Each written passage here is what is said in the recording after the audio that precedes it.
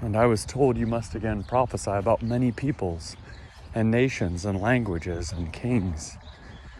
And I was given a measuring rod like a staff, and I was told, rise and measure the temple of God and the altar and those who worship there, but do not measure the court outside the temple. Leave that out. For it is given over to the nations, and they will trample the holy city for 42 months. And I will grant authority to my 2 witnesses, and they will prophesy for 1,260 days, clothed in sackcloth.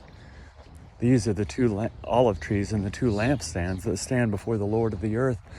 And if anyone would harm them, fire pours from their mouth and consumes their foes. If anyone would harm them, this is how he is doomed to be killed. They have power to shut the sky, that no rain may fall during the days of their prophesying. And they have power over the waters, to turn them into blood, and to strike the earth with every kind of plague as often as they desire. And when they have finished their testimony, the beast that rises from the bottomless pit will make war on them, And the beast that rises from the bottomless pit will make war on them and conquer them and kill them. And their dead bodies will lie in the street of the great city that symbolically is called Sodom and Egypt, where their Lord was crucified. For 3.5 days, some from the peoples and tribes and languages and nations will gaze at their dead bodies and refuse to let them be placed in a tomb. And those who dwell on the earth will rejoice over them and make merry and exchange presents, because these 2 prophets had been a torment to those who dwell on the earth.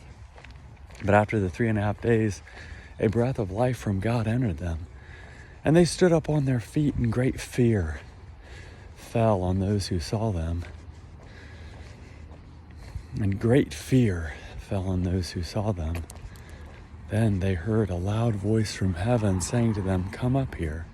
And they went up to heaven in a cloud, and their enemies watched them. And at that hour there was a great earthquake, and 1/10 of the city fell. 7,000 people were killed in the earthquake, and the rest were terrified and gave glory to the God of heaven. The 2nd woe has passed. Behold, the 3rd woe is soon to come.